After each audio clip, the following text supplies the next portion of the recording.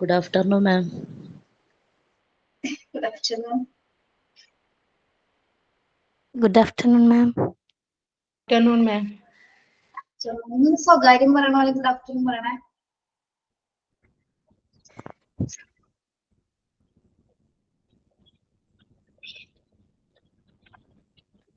ആരാ മാം? സ്വകാര്യം പറയണ പോലെയാണ് ഗുഡ് ആഫ്റ്റർനൂൺ പറയണം. ഇല്ല മാം.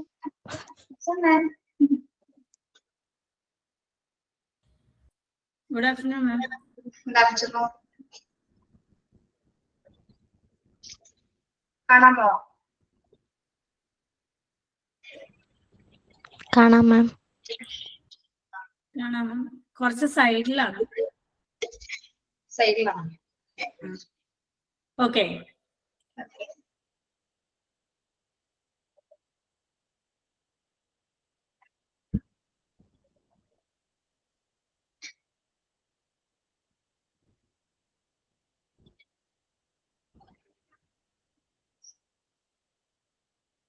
പ്രിയർ ഞാനാണ് മിസ്. ആദ്യമായിട്ടാണ്, എന്നാലും ആരുമില്ല എന്ന് പറഞ്ഞപ്പോ ഞാൻ പാടും എങ്ങനെയാന്ന് എനിക്ക് അറിയില്ല കേട്ടോ. ഫസ്റ്റ് ടൈം ആണ്. തുടങ്ങട്ടെ.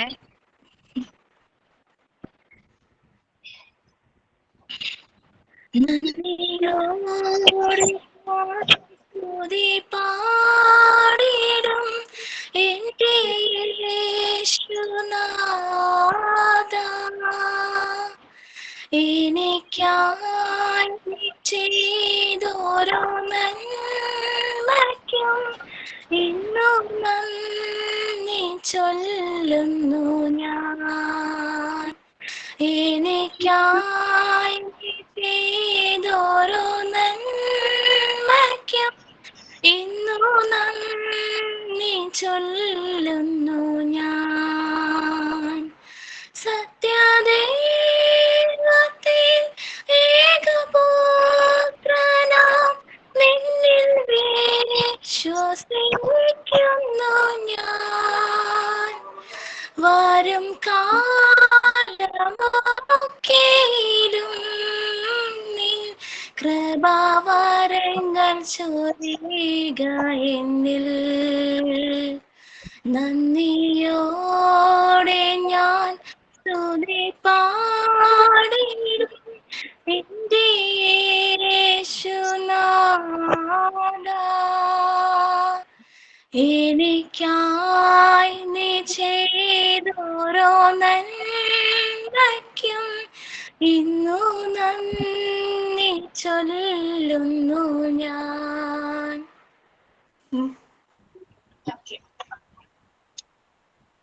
Thought of today. Ma'am, ഞാനാണേ. To succeed in your mission, you must have single-mind devotion to your cause. APJ Abdul Kalam. Okay. Signing. ഞാനാണ് മാം. സൈനിങ്.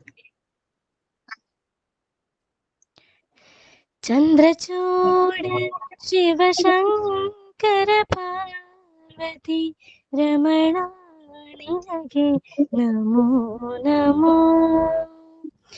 ചന്ദ്രചൂഡ് ശിവശങ്കര പാർവതി രമണ നിനಗೆ നമോ നമോ. സുന്ദരതര പിനാകദരഹര സുന്ദരതര പിനാകദരഹര ഗംഗാധര ശർമാംബരധര ഗംഗാധര ഗജ ശർമാംബരധര. ചന്ദ്രചൂഡ ಶಿವಶಂಕರ ಪಾರ್ವತಿ ರಮಣ ನಿನಗೆ ನಮೋ ನಮೋ. Okay, thank you ma'am. Good afternoon, sir. Good afternoon, ma'am. Good afternoon, ma'am. Good afternoon, miss. Afternoon. Good afternoon, ma'am. ഭക്ഷണം കഴിച്ചോ എല്ലാവരും? Miss. PDF ക്ലിയർ ആയിട്ട് കാണുന്നുണ്ടോ?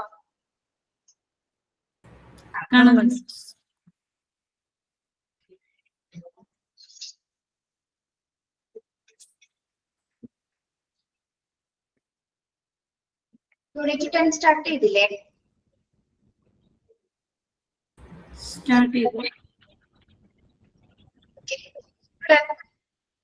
Education significance of individual difference നമ്മുടെ ഒരു ഭാഗമല്ലേ? ഉണ്ടോ? Yes, Miss. യെസ്. ചെറിയ portion ആണത്. നിങ്ങൾക്ക് ജസ്റ്റ് ഒരു ക്ലാസ് എടുക്കാനുള്ള ഒരു അവസരമായിട്ട് തരാവുന്ന ചെറിയ പോർഷനാണ്. ചെറിയ സിമ്പിൾ ആയിട്ട് എടുക്കാൻ പറ്റും. ആരെങ്കിലും ഒരാൾ, രണ്ടുപേരും ആരെങ്കിലും ഒരാളൊന്ന് പ്രിപ്പയർ ആവാം അടുത്ത ക്ലാസ്സിൽ കേട്ടോ. ഈ ഭാഗം മാത്രം രണ്ടുപേരും രണ്ട് വ്യത്യസ്ത രീതിയിൽ നിങ്ങൾക്ക് ക്ലാസ് എടുക്കാൻ പ്രിപ്പയർഡ് ആവും. ഈ ഒരു പോർഷൻസ് മാത്രം. ആരാണ് വില്ലിംഗ് ആവുന്നത്? ഞാൻ പേര് വിളിക്കാം.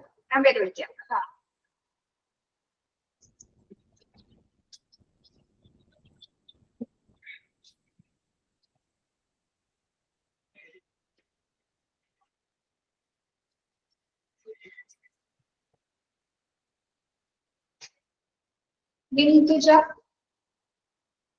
ഉണ്ടോ? യെസ് മാം. ബിന്ദുജ അടുത്ത ക്ലാസ്സില് ഈ എഡ്യൂക്കേഷൻ സിഗ്നിഫിക്കൻസ് എന്ന ഭാഗം എടുക്കണം കേട്ടോ. ഏതാണ് ma'am? Education significance. Okay Page number 77. Okay ma'am. Next ആ പാരാഗ്രാഫ് മാത്രല്ലേ മാം? ആ പാരഗ്രാഫ്. ഓക്കെ.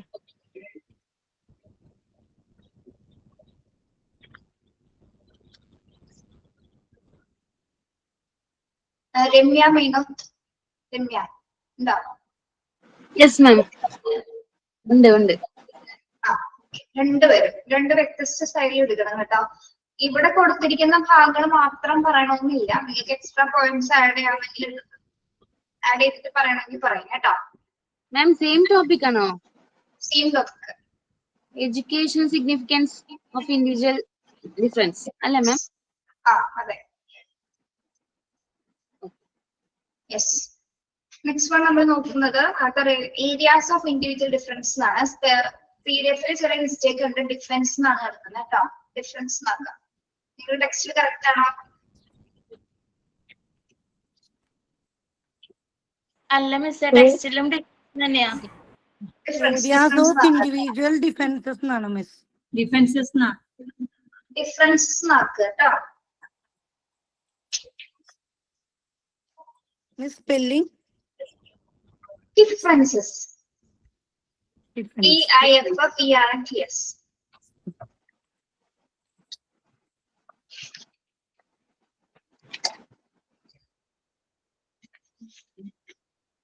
മിസ് ഡിഫറൻസ് മാറ്റിട്ട് ഡിഫറൻസ് ആക്കാന്നാണ് പറഞ്ഞത്. ഡിഫറൻസ്. Okay. സ്പെല്ലിംഗ് അറിയാത്തൊരു ഹെഡിങ് നോക്കൂ. മിസ് എവിടെ ചേഞ്ച് ചെയ്യാനാ പറഞ്ഞേ? മനസ്സിലായില്ല. ഡിഫറൻസസ് കണ്ട ഏരിയാസ് ഓഫ് ഇൻഡിവിജ്വൽ ഡിഫറൻസസ് എന്നാണ് എടുക്കുന്നത്. എന്താക്കണം? ഡിഫറൻസസ്. Differences എന്നുള്ളത് differences എന്നാക്കണം അല്ലേ? ഡിഫറൻസ് ആക്കണം.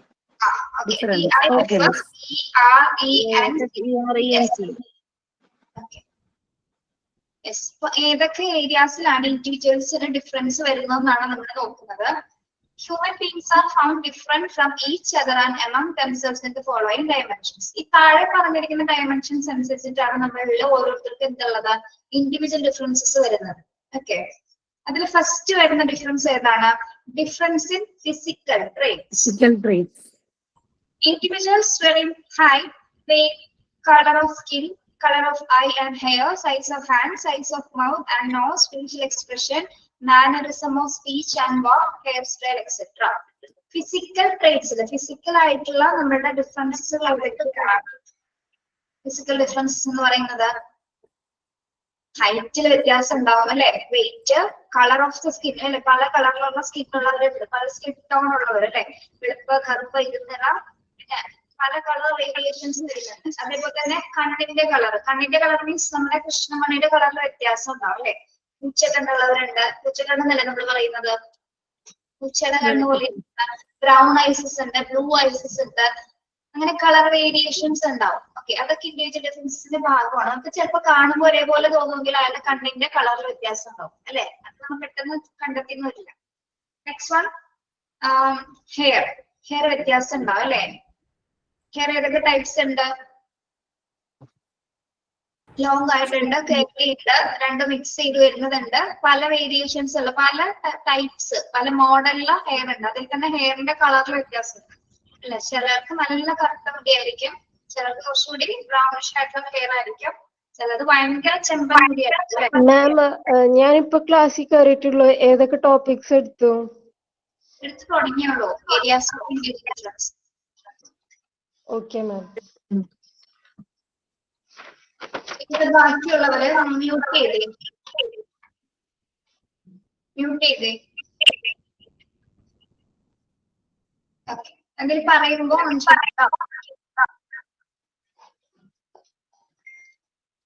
ഹസ്ന മ്യൂട്ട് ചെയ്യട്ടോ. Okay, then size of hands, size of mouth. കൈകളുടെ വ്യത്യാസം ഉണ്ടാവും. എല്ലാവരുടെയും കൈ ഒരേപോലെയാണ് ഇരിക്കുന്നത്,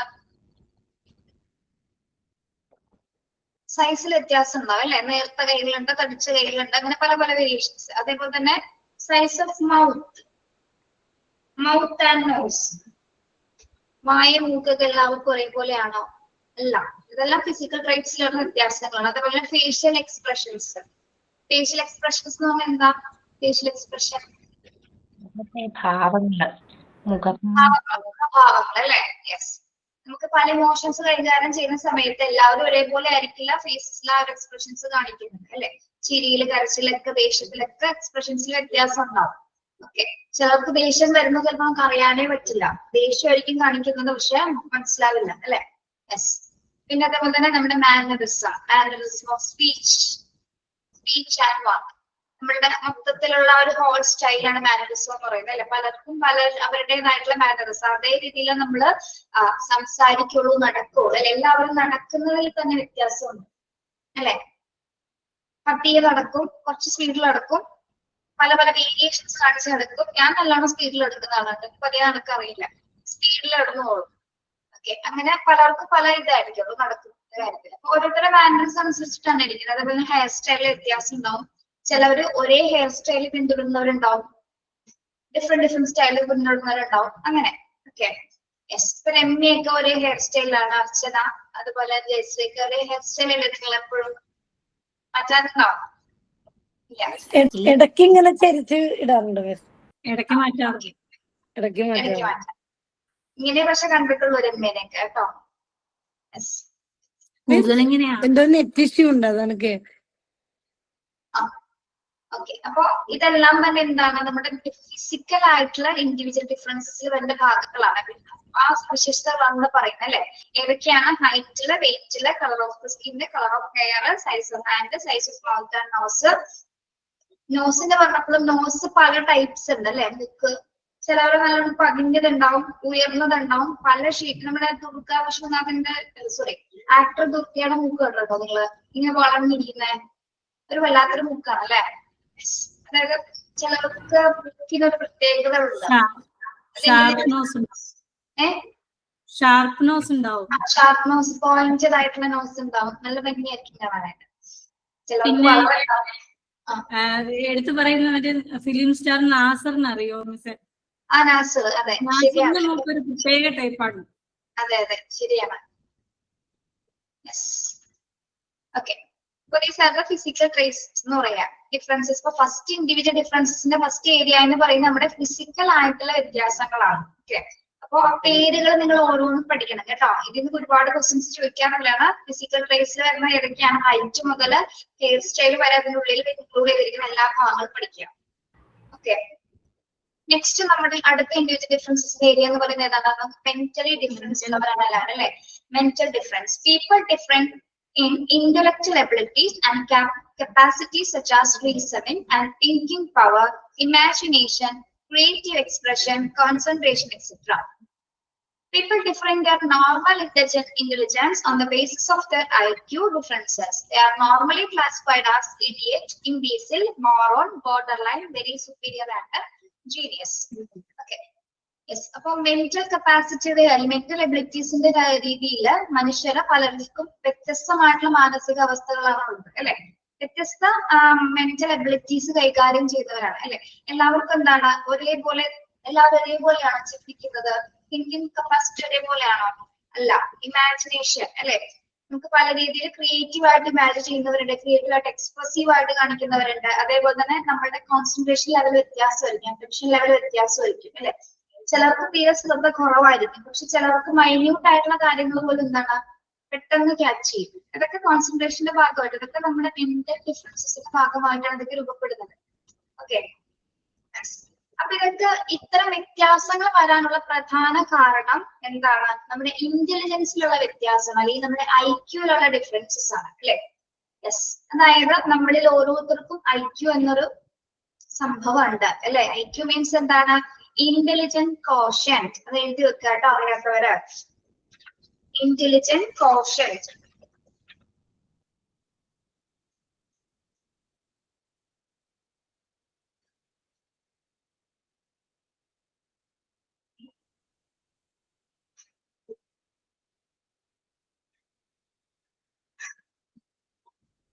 ഓക്കെ, എഴുതിയോ ഇന്റലിജന്റ് കോഷ്യന്റ്?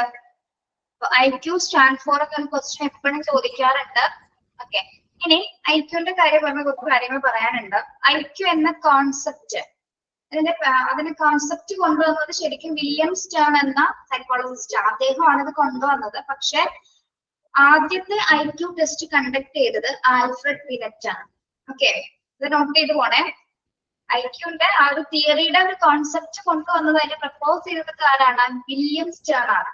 വില്യം സ്റ്റേൺ ആണ് കൊണ്ടുവന്നത്. പക്ഷെ ഫാദർ ഓഫ് IQ എന്ന് അല്ലെങ്കിൽ ഫസ്റ്റ് IQ ടെസ്റ്റ് കണ്ടക്ട് ചെയ്തത് ആരാണ്? ആൽഫ്രഡ് ബിനെറ്റ് ആണ്. BINET, Alfred Binet. നോട്ട് ചെയ്യണേ. അദ്ദേഹത്തിനെയാണ് ഫാദർ ഓഫ് IQ എന്ന് കാണുന്നത്. പക്ഷെ നിങ്ങൾ വേറെ രീതിയിൽ സെർച്ച് ചെയ്യുമ്പോൾ എന്താണ് ഫാദർ ഓഫ് IQ എന്ന് നോക്കുമ്പോൾ വില്യം സ്റ്റേണിന് കാണാറുണ്ട്. അപ്പൊ കൺഫ്യൂഷൻ വരരുത്. അത് കോൺസെപ്റ്റ് കൊണ്ടുവന്നതാണ് ആര്? William Stern. പക്ഷെ ഫസ്റ്റ് IQ കണ്ടക്ട് ചെയ്ത് അതിന്റെ റിസൾട്ട് ഉണ്ടായത് ആർക്കാണ്? ആൽഫ്രഡ് ബിനെറ്റിനാണ് കേട്ടോ. Alfred Binet. ആ രണ്ട് പേരുകൾ ഓർത്ത് വയ്ക്കുമ്പോ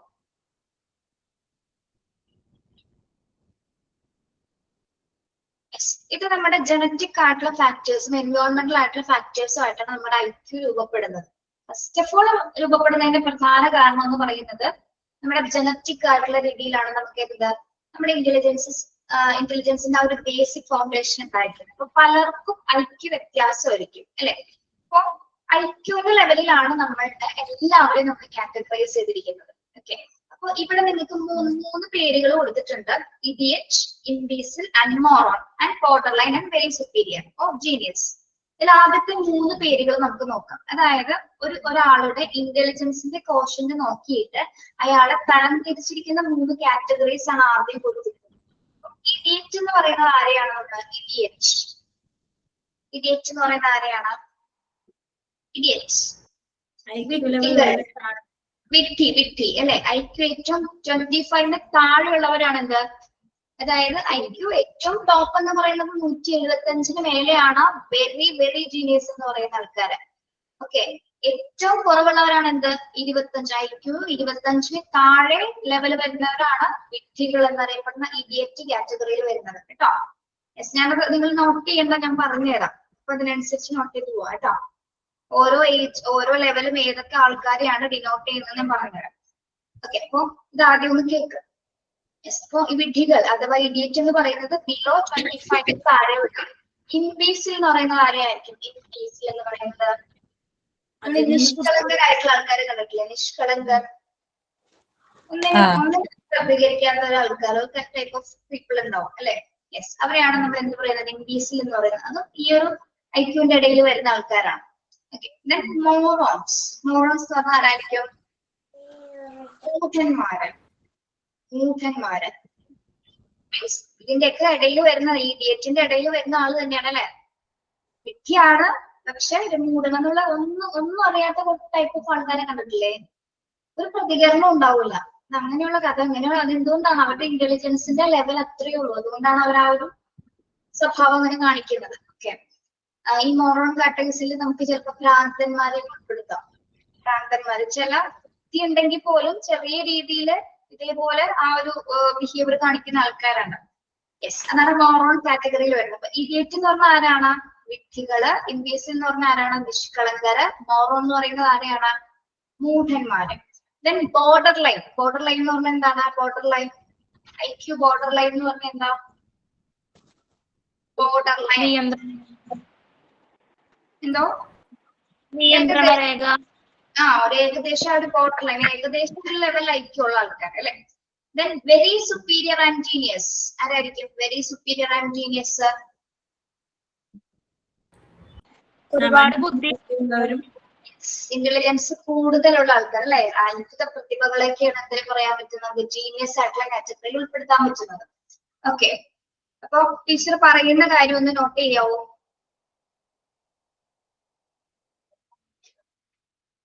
IQ ക്ലാസിഫിക്കേഷൻ എന്നൊരു ഹെഡിങ് കൊടുത്തേ. IQ ക്ലാസിഫിക്കേഷൻ ഒരു ഹെഡിങ് കൊടുക്കാം.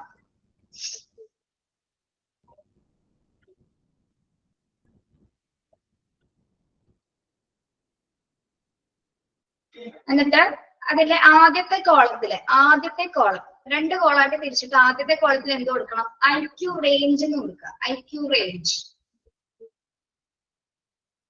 IQ ക്ലാസിഫിക്കേഷൻ എന്ന ഹെഡിങ് കൊടുക്കുക. ആദ്യത്തെ കോളം IQ റേഞ്ച്.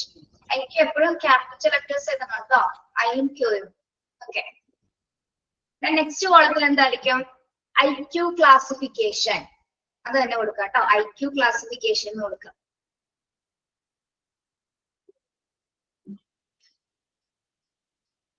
യെസ്, ഇതില് ഫസ്റ്റ് എഴുതാം 175 ആൻഡ് ഓവർ എഴുതാട്ടോ. 175 ആൻഡ് ഓവർ, 175 മുകളിലേക്ക്. 175 ആൻഡ് ഓവർ എഴുതിയോ? അങ്ങനെയുള്ളവരെ നമ്മൾ എന്ത്, അതിന്റെ ക്ലാസിഫിക്കേഷന്റെ പേര് എന്തായിരിക്കും? പ്രീഷ്യസ് കേട്ടോ. Precious, precious, PRECIOUS, precious.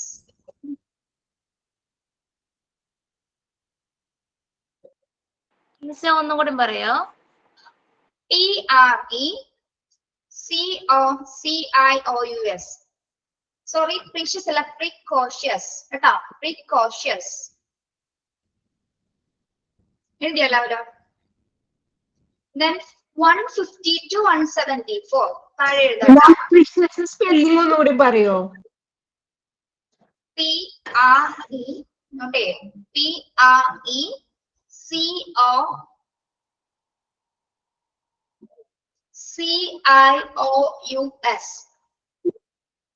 Ramya അടിച്ചിട്ടുണ്ട് കണ്ടോ? Yes, correct. നെക്സ്റ്റ് 150 to 174 എഴുതാം. 150 to 174, അതായത് 150 മുതൽ 174 വരെയുള്ള കാറ്റഗറി ഏത് പേരിലാണ് അറിയപ്പെടുന്നത്? നമ്മള് വെരി സുപ്പീരിയർ കേട്ടോ. Very superior, very superior. അപ്പൊ അവരവർ ഏത് ഐക്യൂലാണെന്ന് മനസ്സിലാവും കുറച്ച് കഴിയുമ്പോ കേട്ടോ. അവരവർക്ക് ഏത് ഐക്യൂ ആണെന്ന്. Next 125 to 149, 125 to 149, 125 to 149. Superior, superior, superior.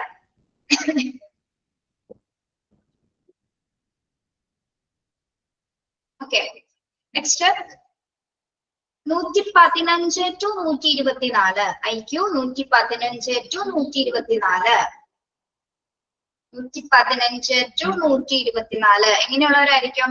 Very bright, very bright, very bright.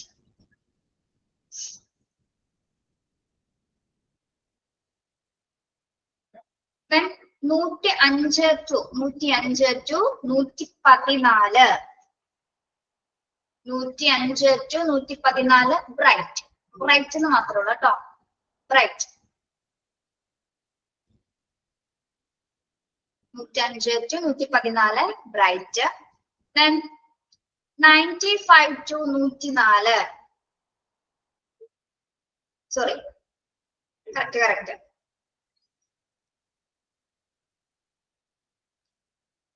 95 to 104. 104 വരെ ഏതായിരിക്കും? Average.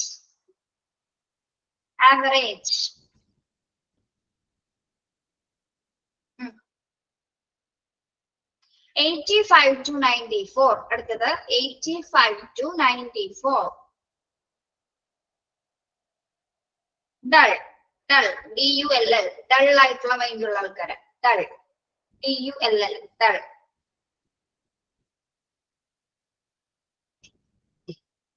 75 to 84. 75 to 84. Borderline. 75 to 84. Borderline.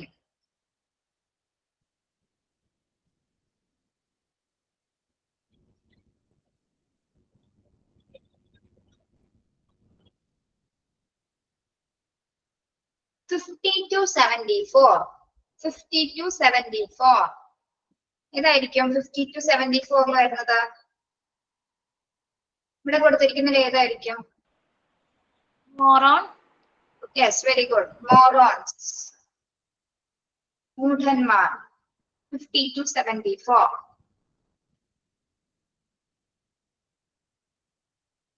Then 25 to 49. 25 to 49. 25 to 49. Imbeciles. നിഷ്കളങ്കർ. 25 to 49. Imbeciles.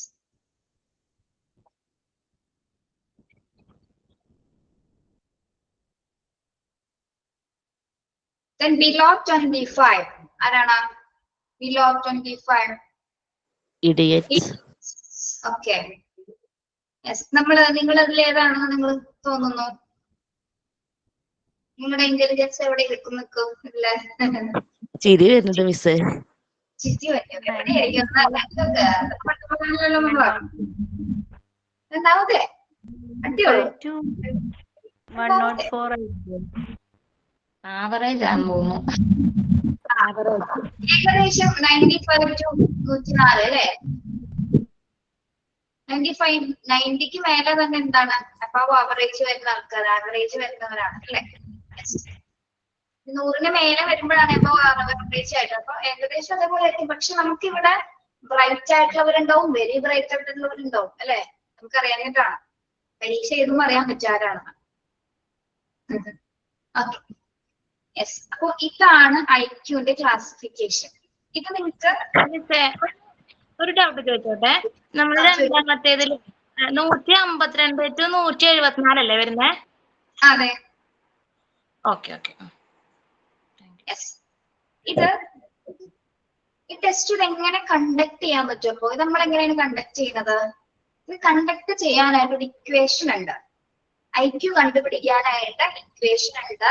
അദ്ദേഹം ആൽഫ്രഡ് ബിനെറ്റ് ആ ഇക്വേഷനിലൂടെയാണ് ഓരോരുത്തരും ഐക്യു ഡിഫൈൻ ചെയ്തത്. അപ്പൊ IQ കാണാനുള്ള ഈ ഇക്വേഷന്റെ പേരാണ് എന്ത്? എന്താണ് ഇക്വേഷൻ? MA/CA into 100. നോട്ട് ചെയ്തേ. MA/CA into 100 എന്താണെന്ന് ഓരോന്ന് പറഞ്ഞുതരാം. MA/CA into 100. അതായത് mental by chronological age into 100. അപ്പൊ MA എന്ന് പറയുന്നത് എന്തിനെയാണ്? Mental age. MA എന്ന് സൂചിപ്പിക്കുന്നത് എന്തിനെയാണ്? Mental age. എന്തായിരിക്കും മെന്റൽ ഏജ് എന്ന് പറയുന്നത്? എന്തായിരിക്കും മെന്റൽ ഏജ് എന്ന് പറയുന്നത്? നോട്ടേ. Is the age എഴുതട്ടോ. Is the age at which an individual is the age at which an individual perform intellectually.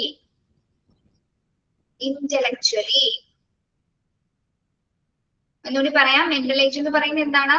Is the age at which an individual perform intellectually. അപ്പൊ എന്താണ് mental age എന്ന് മനസ്സിലായോ? എന്താണ് പറയുന്നത് എന്ന് വായിച്ചു നോക്കിയേ. അപ്പൊ നമ്മള് പറയില്ലേ 10 വയസ്സുള്ള കുട്ടി 16 വയസ്സുള്ള കുട്ടിയുടെ ആ ഒരു ബിഹേവിയർ അല്ലെങ്കിൽ ആ ഒരു കുട്ടി കാണിക്കുന്നത് പറയാറില്ലേ? യെസ്, അതിനാണ് നമ്മൾ മെന്റൽ ഏജ് എന്ന് പറയുന്നത്, മാനസിക വയസ്സ്. Okay, yes. പറയോ? Okay, is the age, note here, is the age which an individual perform intellectually. കുട്ടി ഇന്റലക്ച്വൽ ആയിട്ട് എങ്ങനെ ഏത് ഏജിന്റെ ഇത് കാണിക്കുന്നു, അതിനെയാണ് നമ്മൾ മെന്റൽ ഏജ് അഥവാ മാനസിക വയസ്സ് എന്ന് പറയുന്നത്. അപ്പൊ എന്തായിരിക്കും ക്രോണോളജിക്കൽ ഏജ് എന്ന് പറയുമ്പോ? എന്തായിരിക്കും? നമ്മുടെ ഇപ്പോഴത്തെ ഏജ് ഏതാണോ അത്. Very good. is the individual's actual age. Note ചെയ്യാം കേട്ടോ. ക്രോണോളജിക്കൽ ഏജ് ഏതാണ്? is the individual's actual age, അല്ലെ യഥാർത്ഥ വയസ്സ് അല്ലെ, അല്ലെങ്കിൽ കാലിക വയസ്സ് എന്ന് പറയും നമ്മൾ മലയാളത്തിൽ. is the individual's chronological age definition. എന്താണ് chronological age ന്റെ definition? ഡെഫിനിഷൻ അത് എന്താന്ന് പറഞ്ഞോളൂ. is the age which an individual perform intellectually. Okay. chronological age ന്റെ is the individual actual age. actual age എന്ന് മാത്രം എഴുതിയാലും മതി, അത് എഴുതിയില്ലെങ്കിലും കുഴപ്പമില്ല. actual age എന്ന യഥാർത്ഥ വയസ്സ്, ആ കുട്ടിയുടെ യഥാർത്ഥ പ്രായം എത്രയാണെന്ന്. യഥാർത്ഥ പ്രായം ഇപ്പൊ 10 വയസ്സാണെങ്കിൽ കാണിക്കുന്ന മെന്റൽ ഏജ് എന്ന് പറയുമ്പോൾ ആ കുട്ടി കാണിക്കുന്ന ഇന്റലക്ച്വൽ ബിഹേവിയർ എത്ര വയസ്സിന്റെ ആണ്? 15 വയസ്സിന്റെ അല്ലെങ്കിൽ 20 വയസ്സിന്റെ ഒക്കെ ബിഹേവിയർ കാണിക്കും. അതിനാണ് നമ്മൾ മാനസിക വയസ്സ് എന്ന് പറയുന്നത്. യെസ്, ഇത് നമ്മളെ സിനിമയിൽ പറയുന്നില്ല, മണിച്ചിത്രത്താഴ് സിനിമയില് ചെറിയൊരു പയ്യൻ 80 വയസ്സുള്ള ആളായിട്ട് സംസാരിക്കുന്നതൊക്കെ കണ്ടിട്ടില്ലേ? കേട്ടിട്ടുണ്ടോ? ആര് ശ്രദ്ധിച്ചിട്ട് ഇതൊക്കെ?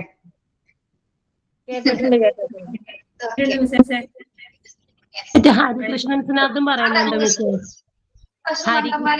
വിശ്വസിക്കല്ലേ? അത് അതും ഇത് തമ്മിൽ എന്ത് കണക്ഷൻ ഉണ്ട്? അത് ആ കുട്ടിയുടെ മാനസികമായ അസുഖമാണ്, ഇത് മാനസികമായ അസുഖമല്ല. അത് മൾട്ടിപ്പിൾ പേഴ്സണാലിറ്റി ഡിസോർഡറിന്റെ ഒരു എക്സാമ്പിൾ പറഞ്ഞതല്ലോ. എക്സാമ്പിൾ പറഞ്ഞാണ്, അതൊന്ന് വിശ്വസിച്ചു. പക്ഷെ അല്ല മിസ്സേ, ഹരികൃഷ്ണൻസിനകത്ത് പറയുന്നില്ലേ ഈ കുട്ടിക്ക് 10 വയസ്സുള്ള കുട്ടിയുടെ സംസാരമല്ല 20 വയസ്സ്. ഭയങ്കര കണക്ഷൻ ആയിപ്പോയത്. ഗോപി ആള് ചെറിയ ആളല്ല, പെട്ടെന്ന് ഹരികൃഷ്ണൻസിലേക്ക് ചിന്തിച്ചു. ഓക്കെ, മിസ് കഴിഞ്ഞ ക്ലാസ്സിൽ സർവമായം കാണാൻ പറഞ്ഞിട്ടുണ്ടായിരുന്നു. എന്നാലും ഇത് പറഞ്ഞിട്ട് എന്താണ് അടുത്ത ആഴ്ച നിങ്ങളുടെ പരീക്ഷയാണ്. അപ്പൊ അതിന് മുമ്പ് 2 ചാപ്റ്റർ തീർക്കാനുണ്ട്. ഇത് കഴിഞ്ഞിട്ട് ഞാൻ ചോദിക്കാം കേട്ടോ, അത് ചോദിക്കാൻ വിടില്ല. യെസ്, അപ്പൊ മെന്റൽ ഏജും ക്രോണോളജിക്കൽ ഏജും എല്ലാവർക്കും മനസ്സിലായോ എന്താണെന്ന്?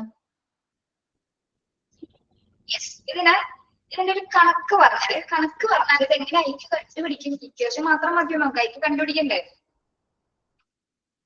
നിങ്ങൾക്ക് ഐക്യു കണ്ടുപിടിക്കാനില്ല, പക്ഷെ സൈക്കോളജി പേപ്പർ എഴുതുന്ന പിള്ളേർക്ക് ഐക്യു ഒക്കെ കണ്ടുപിടിക്കാനുണ്ടായിരുന്നു.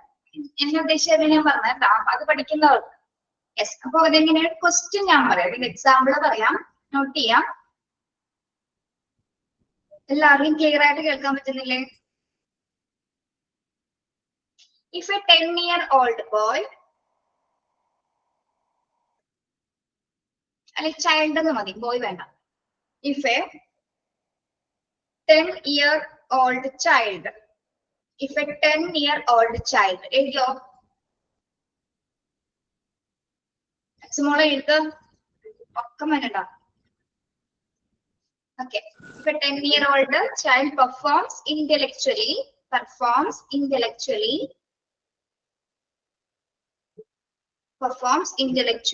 at the level of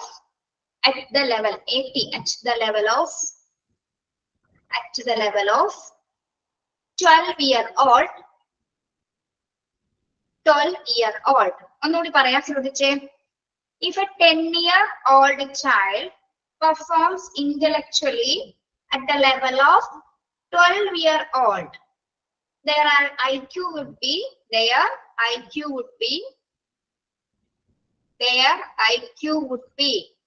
അവരുടെ IQ എങ്ങനെ കണ്ടുപിടിക്കും? നമ്മള് IQന്റെ ഡെഫിനിഷൻ എഴുതി വെച്ചേ. IQ is equal to MA by CA into 100. Okay, അപ്പൊ MA എന്താണ് CA എന്താണെന്ന് അതിന് മനസ്സിലായോ? MA എന്താണ്? MA 12 അല്ലേ?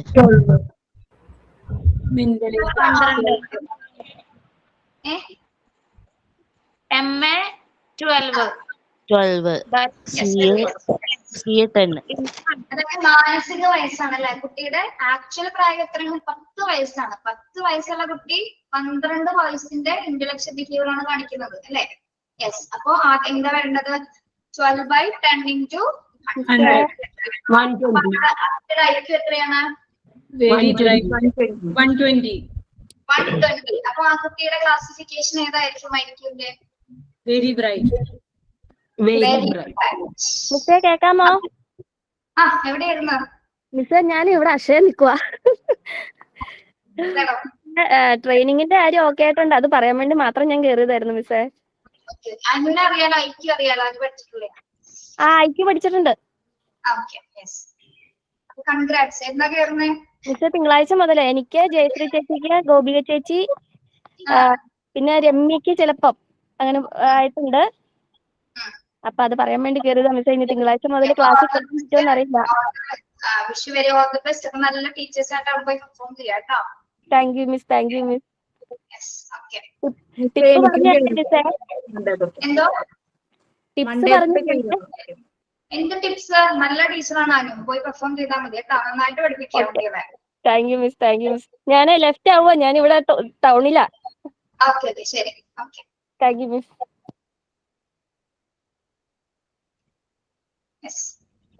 ഫസ്റ്റ് മനസ്സിലായോ നിങ്ങൾക്ക്? ഇങ്ങനെയാണ് IQന്റെ ചോദ്യങ്ങൾ വരുന്നത് എക്സാമിന്. ഇതിന് നമുക്ക് മാറ്റി പറയാം. നിങ്ങൾക്ക് ഇതേപോലെ തന്നെ ഇയർ മാറ്റിയിട്ട് ക്വസ്റ്റ്യൻസ് ചെയ്ത് നോക്കുക. അപ്പൊ IQ എത്രയെന്ന് കാണാൻ പറ്റും. Classification already കയ്യിലില്ലേ? ഓക്കെ, അപ്പൊ അങ്ങനെ നോക്കി നമുക്ക് ചെയ്യാൻ പറ്റും. അപ്പൊ നിങ്ങൾക്കറിയാലോ നിങ്ങളുടെ വയസ്സ് വെച്ചിട്ട് നിങ്ങൾ എത്ര വയസ്സുള്ള മെന്റൽ ഏജ് ആണ് കാണിക്കണമെന്ന് നിങ്ങൾക്ക് അറിയാൻ പറ്റും. അത് വെച്ച് നോക്കിയാൽ അറിയാൻ പറ്റും. ഓക്കെ, പക്ഷെ നമ്മളിത് എവിടെയാണ് ടെസ്റ്റ് ചെയ്യുന്നത്? ഏജ്ഡ് ആയിട്ടുള്ള ആൾക്കാരിലാണോ ടെസ്റ്റ് ചെയ്യുന്നത്? എവിടെയാണ് IQ? കുട്ടികളിലാണ് അല്ലെ? ഏത് ഏജ് വരെയുള്ള കുട്ടികൾ വരും ഇതില്? ഏത് ഏജ് വരെ വരും?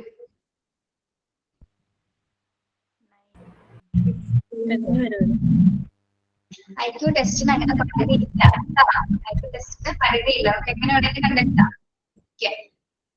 അപ്പൊ ഏറ്റവും സിമ്പിൾ ആയിട്ടുള്ള ഒരു ഇക്വേഷൻ ആണ് ആൽഫബറ്റിനായിട്ട് കണ്ടക്ട് ചെയ്തത്. അപ്പൊ അതിൽ എങ്ങനെയാണത് കണ്ടുപിടിക്കാനായിട്ട് ഡെഫിനേഷൻസും ഓരോ ഏജ് എന്തിനെയാണ് സ്പെസിഫിക്കുന്നതാണ് നിങ്ങൾക്ക് പഠിച്ചത്. നിങ്ങൾക്ക് ഒന്നും പഠിക്കാനില്ല.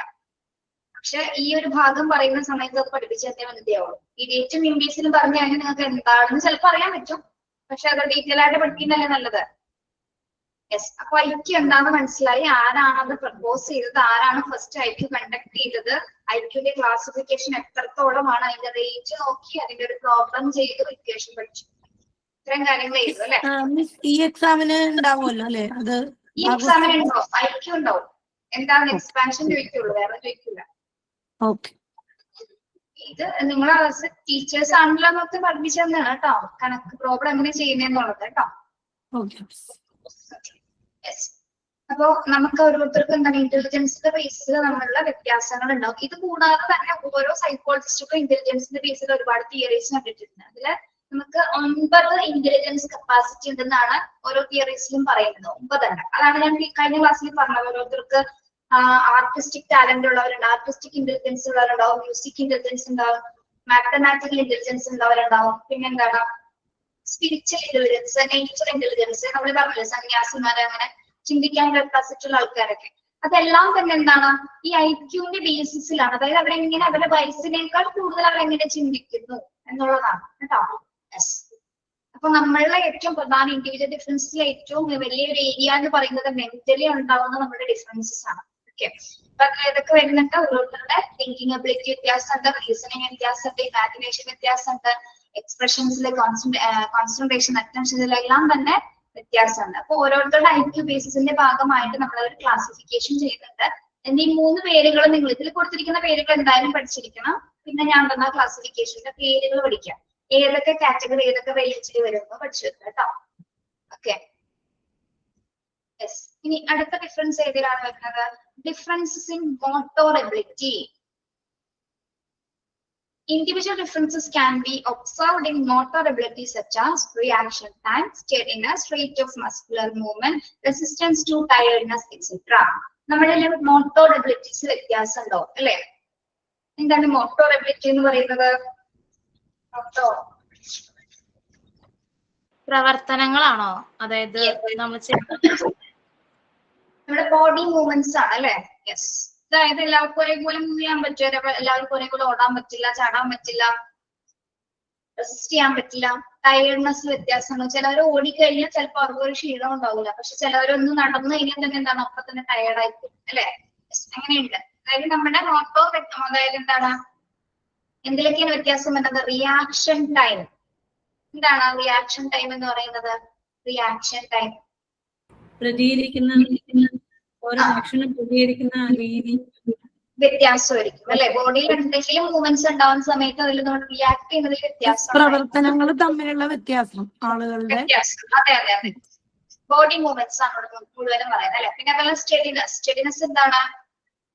സ്റ്റെഡിനെസ് നമ്മുടെ ബോഡി എങ്ങനെയൊക്കെ നിൽക്കും? എപ്പോഴും എങ്ങനെയൊക്കെ ആയിരിക്കും നമ്മുടെ ബോഡി? എപ്പോഴും നിശ്ചലമായിട്ട് മൂവ്മെന്റ്സ് ഫ്ലെക്സിബിൾ ആയിരിക്കും, മൂവ്മെന്റ്സ് ഉണ്ടാവും. സ്ഥിരത കുറച്ച് കുറവായിരിക്കും അല്ലെ? പക്ഷെ ചിലവർക്ക് ഭയങ്കര സ്റ്റെഡിനെസ് ആയിരിക്കും. ആണോ? സ്റ്റെഡിനെസ് ആയിട്ട് നിൽക്കുന്ന ആരെങ്കിലും കണ്ടിട്ടുണ്ടോ? ഭയങ്കര സ്റ്റഡി ആയിട്ട് നിൽക്കുന്ന ആൾക്കാരെ കണ്ടിട്ടുണ്ടോ? ചിലവര് നല്ല സ്റ്റഡി ആയിട്ട് നിൽക്കുകയും നടക്കുകയും ചെയ്യുന്നവരുണ്ട്. അതാണോ സ്റ്റെഡിനെസ്സിനോട് ഉദ്ദേശിക്കുന്നത്? അതല്ല, അതല്ലേ? സ്ഥിരത, നമ്മുടെ ബോഡിയിൽ ഉണ്ടാവുന്ന സ്റ്റെബിലിറ്റി ആണെന്ന് പറയുന്നത് കേട്ടോ. യെസ്. ഓരോരുത്തരുടെ വ്യത്യാസമായിരിക്കും അല്ലെ? യെസ്. അതേപോലെ തന്നെ റേറ്റ് ഓഫ് മസ്കുലർ മൂവ്മെന്റ്. നമ്മുടെ മസ്കുലർ മൂവ്മെന്റിൽ വ്യത്യാസമില്ലേ? പേശികളുടെ ചലനങ്ങളിൽ വ്യത്യാസമുണ്ട്. അതേപോലെ തന്നെ റെസിസ്റ്റൻസ്, നമുക്ക് എന്തെങ്കിലും കാര്യം റെസിസ്റ്റ് ചെയ്യാനായിട്ട് വ്യത്യാസമുണ്ടോ? പ്രതിരോധിക്കുന്നത് എല്ലാവരും ഒരേപോലെയാണോ റെസിസ്റ്റ് ചെയ്യുന്നത്? അല്ല, വ്യത്യസ്ത രീതിയിലാണ്. നമുക്ക് ടയർഡ്നെസ് വരുന്നത് ഒരേപോലെയാണോ? അല്ല. ഇതിലൊക്കെ എന്തെന്താ വ്യത്യാസമാണ്. അപ്പൊ ബോഡി മൂവ്മെന്റ്സ് അല്ലെങ്കിൽ നമ്മുടെ ഫിസിക്കൽ ആയിട്ടുള്ള എബിലിറ്റീസിൽ നമുക്ക് പലർക്കും പല രീതിയിലാണ് പല പ്രോസസ്സുകൾ നടക്കുന്നത്. മസ്കുലർ മൂവ്മെന്റ്സ് ആയിക്കോട്ടെ, അവരുടെ റിയാക്ഷൻ ടൈം ആയിക്കോട്ടെ, ടയർഡ്നെസ് ആയിക്കോട്ടെ, ഇതിലൊക്കെ എന്തുണ്ട് വ്യത്യാസം ഉണ്ട്. ആർക്കും ഒരേപോലെ അല്ല കേട്ടോ. ഇത് തോന്നുന്നു പറയുമ്പോ എനിക്ക് അതൊക്കെ ഇതെന്നൊക്കെ തോന്നുന്നു, പക്ഷെ എല്ലാം അനുഭവപ്പെടുന്നത് വ്യത്യസ്ത രീതിയിൽ, ഫീൽ ചെയ്യുന്നത് വ്യത്യസ്ത രീതിയിലായിരിക്കും. ഓക്കെ, ബോഡിയില് നമ്മുടെ ചലനങ്ങൾ എന്താണെങ്കിലും അത് ഫീൽ ചെയ്യുന്നത് വ്യത്യസ്തമായിട്ടുള്ള വേരിയേഷൻസിലായിരിക്കും ഉണ്ടാവും. ഓക്കെ, അപ്പോ നെക്സ്റ്റ് ഏരിയ എന്ന് പറയുന്നത് ഏതായിരുന്നു? Motor ability in differences. Motor എബിലിറ്റീസിൽ ഉണ്ടാവുന്ന ഡിഫറൻസസുകൾ. അടുത്തത് differences in interest and aptitude. Differences in interest and aptitude. People varying their tastes and interests. Some show interest in meeting people. Functions are very interested in group activities. Others feels happy in loneliness and avoid social meetings. The same way, people are found to have different aptitudes. Some have mechanical aptitude, scholastic, musical or artistic aptitude.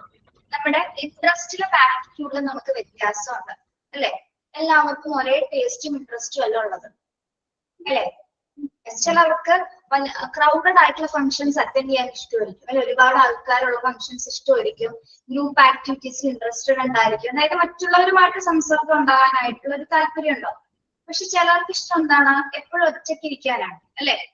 Social മീറ്റിംഗ്സിൽ നിന്നൊക്കെ എന്താണ് അവർ avoid ചെയ്യില്ല, അവർക്ക് crowd പറ്റില്ല. അതൊക്കെ അവരുടെ ടേസ്റ്റിൽ, അവരുടെ അഭിരുചിയുമായി ബന്ധപ്പെട്ട് അവരുടെ ഇൻട്രസ്റ്റ് താല്പര്യങ്ങളിൽ വരുന്ന കാര്യങ്ങളാണ്. അതായത് ഇപ്പൊ ഫംഗ്ഷന് പോവാതിരിക്കുന്ന കുട്ടികളെ കണ്ടിട്ടില്ലേ നമ്മള്? ഫംഗ്ഷന് പോവാതെ എന്തൊരു പരിപാടിയാണ് ഞാൻ ഇല്ലാന്ന് ഒഴിവാകും. അവർക്ക് അത് അറ്റൻഡ് ചെയ്യാനുള്ള ഒരു ഇൻട്രസ്റ്റ് ഇല്ലാത്തതുകൊണ്ടാണ്, താല്പര്യമില്ല. പിന്നെ ചില കുട്ടികൾക്ക് ഭയങ്കര ഇൻട്രസ്റ്റ് ഉണ്ട്, കല്യാണത്തിന് പോകാം, ഫംഗ്ഷൻ ഉണ്ട്, ബർത്ത്ഡേ പാർട്ടി എന്നൊക്കെ പോലെ ഭയങ്കര ചാടിച്ചേർത്ത് വരുന്നുണ്ട് അല്ലെ? എന്തുകൊണ്ടാണ്? അവർക്കതിൽ ഇൻട്രസ്റ്റ് കൂടുതലാണ്. ഓക്കെ, അപ്പൊ അതൊക്കെ തമ്മിൽ എന്താണ് മനസ്സിലാക്കേണ്ടത്? അതൊക്കെ ഇൻഡിവിജ്വൽ ഡിഫറൻസിന്റെ ഭാഗമായിട്ടാണ് വരുന്നത്. ചിലർക്ക് എപ്പോഴും ഒറ്റയ്ക്ക് ഇരിക്കാൻ, ആരും ഇല്ലെങ്കിൽ പോലും ഒറ്റയ്ക്ക് യാത്ര ചെയ്യാൻ ഇഷ്ടപ്പെടുന്നവരായിരിക്കും അല്ലെ? ചിലവർക്ക് ഗ്രൂപ്പായിട്ട് ചെയ്യുന്നതിൽ ഭയങ്കര താല്പര്യം, ചിലവർക്ക് ഇൻഡിവിജ്വൽ ആയിട്ട് ഒറ്റയ്ക്ക് ചെയ്യുന്നതിലായിരിക്കും ഇഷ്ടം. അതേപോലെ തന്നെ ആപ്റ്റിറ്റ്യൂഡിൽ വ്യത്യാസമുണ്ട് അല്ലെ? ആപ്റ്റിറ്റ്യൂഡ് എന്താണ്? അഭിരുചികളാണ് അല്ലെ? ആപ്റ്റിറ്റ്യൂഡും ആറ്റിറ്റ്യൂഡും മാറിപ്പോകരുത്. ആപ്റ്റിറ്റ്യൂഡ് മീൻസ് അഭിരുചി, ആറ്റിറ്റ്യൂഡ് എന്താണ്? മനോഭാവം. രണ്ടും രണ്ടാണ് കേട്ടോ. ഓക്കെ, ആറ്റിറ്റ്യൂഡ്സിൽ ഇവിടെ പറയുന്നുണ്ട് ഏതൊക്കെയാണ്? ചിലർക്ക് മെക്കാനിക്കൽ ആപ്റ്റിറ്റ്യൂഡ് ആയിരിക്കും ഉണ്ടാവുക. എന്താണ് മെക്കാനിക്കൽ ആപ്റ്റിറ്റ്യൂഡ് എന്ന് പറയുന്നത്? Mechanical aptitude Ramya mike off ആണ്. അതായത് ആരെങ്കിലും ഫോഴ്സ് ചെയ്ത് ഒരു ഇതിലോട്ട് ഒരു എന്താ പറയാ കലയോട് താല്പര്യം തോന്നുന്ന രീതിയിൽ വരാം. യാന്ത്രികം ഉദ്ദേശിക്കുന്നത് മെക്കാനിക്കലി താല്പര്യം വരുന്നത് എന്തൊക്കെ കാര്യങ്ങളാണ്? പ്രത്യേകിച്ച് ആൺകുട്ടികൾക്കാണ് അല്ലെ ഈ ഒരു വേരിയേഷൻസ് വരുന്നത്. അതെ മിസ്, അവർക്ക് ഇപ്പം ഇലക്ട്രോണിക് സാധനങ്ങളൊക്കെ ആയിട്ട് എന്തെങ്കിലും അഴിച്ചു പണിയാനൊക്കെ തോന്നുന്നതും ാണ് അവര് ചിലപ്പോ നമ്മളിപ്പോ പോളിടെക്നിക് പോലത്തുള്ള ഫീൽഡിലേക്ക് കുട്ടികൾ പോകുന്ന കണ്ടിട്ടില്ലേ? IIT പോലത്തുള്ള ഫീൽഡിലേക്ക് പോകാൻ കാരണം ഈ ഒരു ടേസ്റ്റും ഈ ഒരു ആപ്റ്റിറ്റ്യൂഡ് ഉള്ളത് കൊണ്ടാണ്. അവരുടെ ടേസ്റ്റും ഇന്റലിജൻസും ഒക്കെ അതിനോടാണ്. യാന്ത്രികമായിട്ടുള്ള കാര്യങ്ങൾ ചിലവർക്ക് പാട്ട് പാടാനായിരിക്കും താല്പര്യം, ചിലവർക്ക് മെക്കാനിക്കല് ചെയ്യാനായിരിക്കും താല്പര്യം. ഓക്കെ, അപ്പൊ മെക്കാനിക്കൽ ആപ്റ്റിറ്റ്യൂഡ് എന്താണെന്ന് മനസ്സിലായല്ലോ? യാന്ത്രികമായിട്ടുള്ള അഭിരുചികളാണ്. അതേപോലെ തന്നെ പലതും കണ്ടുപിടിക്കാനും ഉണ്ടാക്കാനും നിർമ്മിക്കാനൊക്കെ ഉള്ള ഒരു ടേസ്റ്റ് അതിലാണ് വരുന്നത്. സ്കോളസ്റ്റിക് ആറ്റിറ്റ്യൂഡ് എന്താണ്? സ്കോളസ്റ്റിക് എങ്ങനെയുള്ളവരാണ് അതിൽ വരുന്നത്? സ്കോളസ്റ്റിക് ആറ്റിറ്റ്യൂഡ് എന്ന് പറയുമ്പോൾ എന്തിലായിരിക്കും കൂടുതൽ ടേസ്റ്റ്?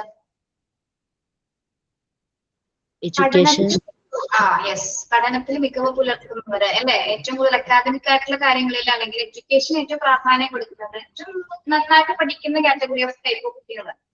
ഓക്കെ, അങ്ങനെ ടേസ്റ്റ് ഉള്ള കുട്ടികൾ, അങ്ങനെ ആപ്റ്റിറ്റ്യൂഡ് ഉള്ള കുട്ടികളുണ്ട്. പിന്നെ മ്യൂസിക്കൽ ആർട്ടിസ്റ്റിക് ടാലന്റിലുള്ള ആപ്റ്റിറ്റ്യൂഡ് ഉള്ള കുട്ടികളുണ്ട്. അപ്പൊ നമ്മുടെ ഇൻട്രസ്റ്റും ആപ്റ്റിറ്റ്യൂഡ് എന്താണ്? പലർക്കും പല രീതിയിലാണുള്ളത്. Okay, yes. അപ്പൊ ഇൻഡിവിജ്വൽ ഡിഫറൻസിന്റെ മറ്റൊരു ഏരിയ എന്ന് പറയുന്നത് ഏതാണ്? Differences in interest and aptitude എന്ന ഭാഗമാണ് കേട്ടോ. Okay, yes. നെക്സ്റ്റ് വരുന്നത് different in attitude. Different in attitude. Individual difference can be seen in the beliefs, options, and ideas of people.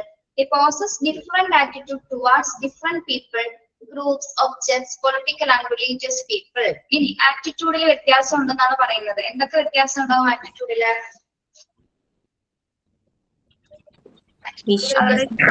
അവരുടെ വിശ്വാസങ്ങളിലും ചൂസ് ചെയ്യുന്ന ഓരോ കാര്യങ്ങളിലും അഭിപ്രായങ്ങളിലും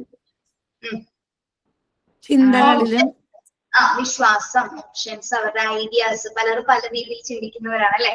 പല ആശയങ്ങളുള്ളവരാണ് അല്ലെ? ചിന്തയുള്ള ആശയങ്ങളുള്ളവരാണ്. പിന്നെന്താണ്? വ്യത്യസ്ത അഭിപ്രായം, വിശ്വാസങ്ങൾ, പിന്നെ ആളുകളുടെ വിശ്വാസങ്ങള്, അവരുടെ അഭിപ്രായങ്ങള്, ആശയങ്ങള്, ഇതിലൊക്കെ വ്യക്തിഗതമായിട്ട് ഒരാളുകളോട് പല രീതിയിലുള്ള ഒരു ആറ്റിറ്റ്യൂഡ് ആയിരിക്കുള്ളൂ അല്ലെ? ഇപ്പൊ എന്റെ ക്ലാസ് ഇഷ്ടപ്പെടാത്ത കുട്ടികൾ ചിലപ്പോൾ എന്റെ ക്ലാസ്സിൽ കയറുന്നുണ്ടാവില്ല അല്ലെ? അതേപോലെ പറഞ്ഞ ക്ലാസ് ആദ്യം ഇഷ്ടപ്പെടുന്നത്. അപ്പൊ ആളുടെ ആറ്റിറ്റ്യൂഡ് എന്താണ്? ആളെ ഇഷ്ടപ്പെടുന്നുണ്ട്, ആ ക്ലാസ്സിൽ കയറുമായിരിക്കും. അങ്ങനെ അതൊക്കെ അവരുടെ ഇഷ്ടങ്ങളാണ്. അതേപോലെ തന്നെ ആളുകളോട് മാത്രമല്ല, ചില ഗ്രൂപ്പ്സിനോട് നമുക്ക് ഒരു ആറ്റിറ്റ്യൂഡ് ആയിരിക്കും. ചിലപ്പോൾ നല്ല ആറ്റിറ്റ്യൂഡ് ആയിരിക്കും, മോശമായിരിക്കും. അതേപോലെ ചില ഒബ്ജക്ട്സ്, ചില വസ്തുക്കളോട് നമുക്ക് ആകർഷണം കൂടിയ വസ്തുക്കളുണ്ട്, ഇഷ്ടമില്ലാത്ത വസ്തുക്കളുണ്ട് നമുക്ക് അല്ലെ? അതൊക്കെ നമ്മുടെ അതേപോലെ വിവിധ മതങ്ങളോടും രാഷ്ട്രീയത്തോടൊക്കെ താല്പര്യമുള്ളവര്, റിലീജിയസ് ആയിട്ടുള്ളത് അല്ലെങ്കിൽ പൊളിറ്റിക്കൽ ആയിട്ടുള്ള ആസ്പെക്ട്സിനോടൊക്കെ വേറെ രീതിയിൽ ചിന്തിക്കുന്ന ആൾക്കാരാണ്. ഓക്കെ, അതൊക്കെ എന്തിന്റെ ഭാഗമായിട്ടാണ്? നമ്മളിലുള്ള ഒരു ഇൻഡിവിജ്വൽ ഡിഫറൻസ് എന്ന് പറയുന്നത് നമ്മൾക്ക് ഓരോരുത്തർക്കും ഓരോ ആറ്റിറ്റ്യൂഡാണ് അല്ലെ? ആറ്റിറ്റ്യൂഡ് അനുസരിച്ചിട്ട് മാത്രമാണ് നമ്മൾ പ്രവർത്തിക്കുന്നത്. Okay, yes. അപ്പോ ഡിഫറൻസസ് ഇൻ ആറ്റിറ്റ്യൂഡ് എന്ന ഭാഗം ക്ലിയർ ആണല്ലോ? Next, emotional differences. Individuals differ in the mode they express their emotions. In some individuals, passions like love, affections, amusement, etc. are more prevalent, while in others, negative emotions are powerful. Some are emotionally stable and mature, while others are unstable and immature. Okay, emotionally നമുക്ക് difference ഉണ്ട് അല്ലെ? നമ്മള് emotions express ചെയ്യുന്ന സമയത്ത് പലർക്കും പല variation, പല മോഡിലാണ് കാണിക്കുന്നത് അല്ലെ? മോഡ് എന്ന് ഉദ്ദേശിക്കുന്നത് നമ്മൾ കാണിക്കുന്ന ടോൺസിൽ വ്യത്യാസം വരുന്നതാണ് അല്ലെ? കരയുന്നതും ചിരിക്കുന്നതും ദേഷ്യപ്പെടുന്നതും ശകാരിക്കുന്നതിലൊക്കെ എന്താണ് കാണിക്കുന്ന ഇമോഷൻസ് വേറെ രീതിയിലാണ് കാണിക്കുന്നത്. ഓക്കെ, ഏറ്റവും കൂടുതൽ നമ്മൾ ചില വികാരങ്ങൾ അല്ലെങ്കിൽ ഇമോഷൻസ് കൂടുതൽ കൈകാര്യം ചെയ്യാറുണ്ട്. എന്നിരുന്നാൽ പോലും നമ്മളിലുള്ള വികാരങ്ങൾ ഏതൊക്കെയാണ്? ഒന്ന് എന്തൊക്കെയാണ്? ലവ് അല്ലെ, സ്നേഹം. അതേപോലെ തന്നെ അഫെക്ഷൻസ്, വാത്സല്യം. അമ്യൂസ്മെന്റ് എന്താണ്? അമ്യൂസ്മെന്റ് അത്ഭുതമാണോ? ആശ്ചര്യം, ആസ്വാദനം, ആസ്വാദനം ആണോ? അമ്യൂസ്മെന്റ് ആയിട്ടുള്ള കാര്യങ്ങൾ എന്താണ്? അമ്യൂസ്മെന്റ് ആനന്ദം, നമുക്ക് ആനന്ദം കിട്ടുന്ന കാര്യങ്ങൾ എന്തൊക്കെയാണോ? വിനോദപരമായിട്ടുള്ളത്. എന്താണ് മനസ്സിലോളെ? ആപ്റ്റിറ്റ്യൂഡിന്റെ മീനിങ് എന്താ? വിനോദപരമായിട്ടുള്ള കാര്യങ്ങൾ. ആപ്റ്റിറ്റ്യൂഡിന്റെ മീനിങ് എന്താ മാം? ആറ്റിറ്റ്യൂഡിന്റെ ആപ്റ്റിറ്റ്യൂഡിന്റെ മീനിങ് അഭിരുചി. ഓക്കെ. ആറ്റിറ്റ്യൂഡ് മനോഭാവം. ആറ്റിറ്റ്യൂഡ് മനോഭാവം, ആപ്റ്റിറ്റ്യൂഡ് അഭിരുചി. മുമ്പ് മാറിപ്പോരുത് കേട്ടോ. എന്താണ് അമ്യൂസ്മെന്റ്? അമ്യൂസ്മെന്റ് പാർക്കുകൾ എന്ന് പറയില്ലേ നമ്മള്? അതെന്തിനാണോ അത് തന്നെയല്ലേ മിസ്, ഞാനത് പറയാൻ കുറച്ചേരായി ഇരിക്കണോ. അമ്യൂസ്മെന്റ് വികലാൻഡ് പാർക്കിലൊക്കെ പറയുന്നത് അമ്യൂസ്മെന്റ് ഒരു വിനോദകരമായ വിനോദങ്ങള് അല്ലെ? നമ്മുടെ വിനോദങ്ങളിൽ ഏർപ്പെടുത്തുന്ന വ്യത്യസ്ത ഇമോഷൻസ് ആണ് കൈകാര്യം ചെയ്തത്. അതൊക്കെ ഹാപ്പിനെസ് എന്നൊരു ഇമോഷനാണ് വിനോദങ്ങളിൽ ഏർപ്പെടുമ്പോൾ ഉണ്ടാവാറ് അല്ലെ? പാർക്കിലൊക്കെ പോകുമ്പോഴും അല്ലെങ്കിൽ ഇതേപോലത്തെ എന്തെങ്കിലും നമുക്ക് എന്താ പറയാ റിലാക്സ് ചെയ്യാൻ പറ്റുന്ന അല്ലെങ്കിൽ എൻജോയ് ചെയ്യാൻ പറ്റുന്ന ഏരിയാസിലൊക്കെ നമുക്ക് ഏറ്റവും കിട്ടുന്ന ഒരു ഫീലിംഗ് എന്ന് പറഞ്ഞാൽ എന്താണ്? ഹാപ്പിനെസ് ആണ് അല്ലെ? അത് അതും പലരും പല രീതിയിലായിരിക്കും എൻജോയ് ചെയ്യുന്നത്. പല കുട്ടികളും പല രീതിയിൽ എൻജോയ് ചെയ്യും. ഓക്കെ. പിന്നെ ചിലവർക്ക് നെഗറ്റീവ് ഇമോഷൻസ് പവർഫുൾ ആയിരിക്കും. ചിലവർ ഏറ്റവും കൂടുതൽ കൈകാര്യം നെഗറ്റീവ് ഇമോഷൻസ് ആയിരിക്കുള്ളൂ. പക്ഷെ നമ്മൾ കണ്ടിട്ടില്ല, എപ്പോഴും എന്തിനും ദേഷ്യപ്പെടുന്ന ആൾക്കാർ കണ്ടിട്ടില്ലേ? ഒരു കാര്യമാണെങ്കിൽ ദേഷ്യപ്പെട്ടുകൊണ്ടിരിക്കും, ഒരു കാര്യം ഉണ്ടാവില്ല അല്ലെ? അങ്ങനെയാണ് അവരെന്തുകൊണ്ടാണ് അങ്ങനെ? അവരുടെ ഡിഫറൻസ് അതാണ്. ഒരാളിൽ നിന്ന് അവരെ വ്യത്യസ്തമാക്കുന്ന എന്താണ്? അവരെപ്പോഴും നെഗറ്റീവ് ആയിട്ടുള്ള ഇമോഷൻസ് ആണ് കൈകാര്യം ചെയ്യുന്നത്. എന്ന് പറഞ്ഞാൽ നമുക്ക് ഹാപ്പിനെസ് ഇല്ലാന്നല്ല, പക്ഷെ ഏറ്റവും കൂടുതൽ നമ്മളെ ബാലൻസ് ചെയ്ത് നോക്കുമ്പോൾ ഏറ്റവും കൂടുതൽ എന്തായിരിക്കും? നെഗറ്റീവ് ആയിട്ടായിരിക്കും അവർ ചിന്തിക്കുന്നതും പ്രവർത്തിക്കുന്നതൊക്കെ. ഇനി ചിലവർ ഇമോഷണലി സ്റ്റേബിൾ ആയിരിക്കും അല്ലെ? വൈകാരികമായിട്ട് ഭയങ്കരമായിട്ട് നിയന്ത്രണം കൺട്രോൾ ഉള്ളവരുണ്ടാവും. പക്ഷെ ചിലവരെന്താണ്? അൺസ്റ്റേബിൾ ആയിരിക്കും, അല്ലെങ്കിൽ എന്തെങ്കിലും ചെറിയൊരു ഇമോഷൻസ് വന്നതിനെ താങ്ങാൻ പറ്റാത്ത മാനസിക സ്ഥിതിയുള്ള ആൾക്കാരുണ്ടാവും അല്ലെ? some are emotionally stable and mature. Emotionally stable ആയിരിക്കും. എന്ത് സിറ്റുവേഷൻസ് വന്നാലും എന്താണ്? ഭയങ്കര മെച്ചൂരിറ്റിയോട് പെരുമാറാനായിട്ട് അവർക്ക് അറിയാൻ പറ്റും. ഇത് നിയന്ത്രിക്കാൻ അവർക്ക് അറിയാൻ പറ്റും, കൺട്രോൾ ചെയ്ത് പോകാൻ അറിയാൻ പറ്റും. പക്ഷെ ചിലവര് നേരെ മറിച്ചാണ്. ഓക്കെ, എങ്ങനെയായിരിക്കും? അൺസ്റ്റേബിൾ ആണ്. അവർക്ക് ഇമോഷൻസ് ഒന്നും തന്നെ ചിലപ്പോൾ കൈകാര്യം ചെയ്യാനായിട്ട് പറ്റിയെന്ന് വരില്ല. ചെറിയ കാര്യം മതിയാവും ഡിസ്റ്റർബ്ഡ് ആവാനായിട്ട്, വിഷമിക്കാനും സങ്കടപ്പെടാനും. അപ്പൊ അതിൽ തന്നെ എന്തുണ്ട്? നമുക്ക് ഇതിൽ തന്നെ പല രീതി ഇമോഷൻസ് കൈകാര്യം ചെയ്യുന്നത് നമ്മൾ വ്യത്യസ്ത രീതിയിലാണ് കാണിക്കുന്നതും പ്രകടിപ്പിക്കുന്നതും. Okay. So these are the areas of individual differences. എത്ര areas പഠിച്ചു? Differences in physical trait, mental difference, difference in motor ability, difference in interest and aptitude, differences in attitude and emotional difference. Okay, differences in emotions. എന്തായാലും മതി. Mock test എത്രയും പെട്ടെന്ന് ഇടാവും miss? ഇതിന്റെ പഠിച്ചിട്ട് പോവാൻ വേണ്ടിട്ടാണ്. കാരണം ഇതിപ്പോ പെട്ടെന്ന് വന്നൊരു ഇതായതുകൊണ്ട് എല്ലാരും പോയി നോക്കാനാ പറയണതേ, ട്രെയിനിങ്ങിന് അവിടെ സ്കൂളിൽ. Yes miss. എങ്ങനെ അറിഞ്ഞു? പറഞ്ഞായിരുന്നു ഞാൻ.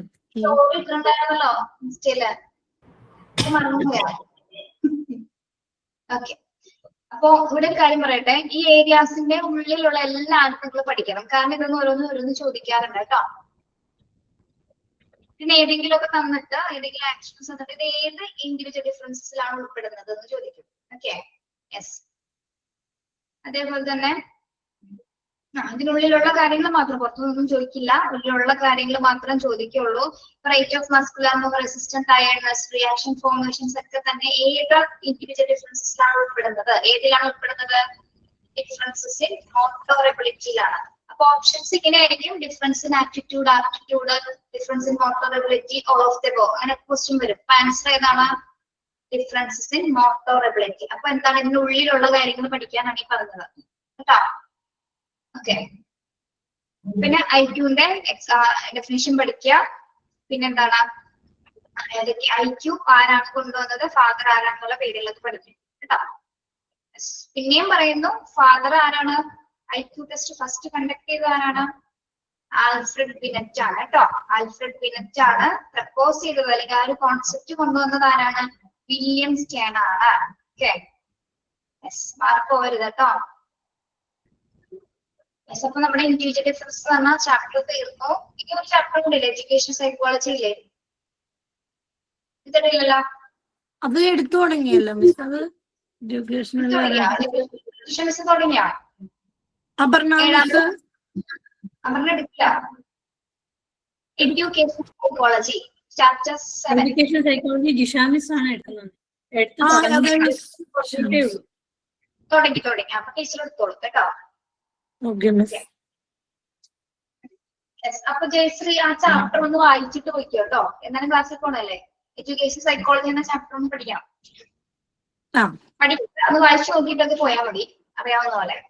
എനിക്ക് കുറച്ച് ബേസിക് ആയിട്ട് കാര്യങ്ങളൊക്കെ പഠിക്കാനുണ്ടേ സ്കൂളിൽ പോണതിന് മുൻപായിട്ട്.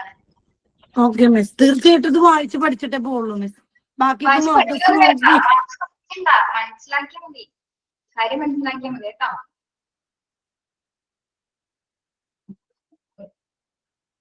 അല്ല മിസ്, ഇപ്പൊ വായിക്കാനാണോ പറഞ്ഞേ?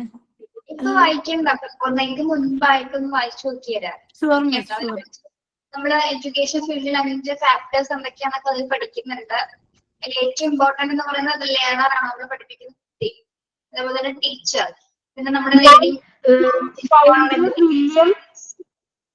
മാം ഫൗണ്ടർ വില്യം, ഫുൾ നെയിം എന്താണ്? William father Alfred Bennett. First test ചെയ്ത ആളെ പേര്, ഫസ്റ്റ് ടെസ്റ്റ് ചെയ്തതാണ് ആൽഫ്രഡ് ബെനറ്റ്. കോൺസെപ്റ്റ് കൊണ്ടുവന്നത് വില്യം സ്റ്റേൺ. STERN Stern.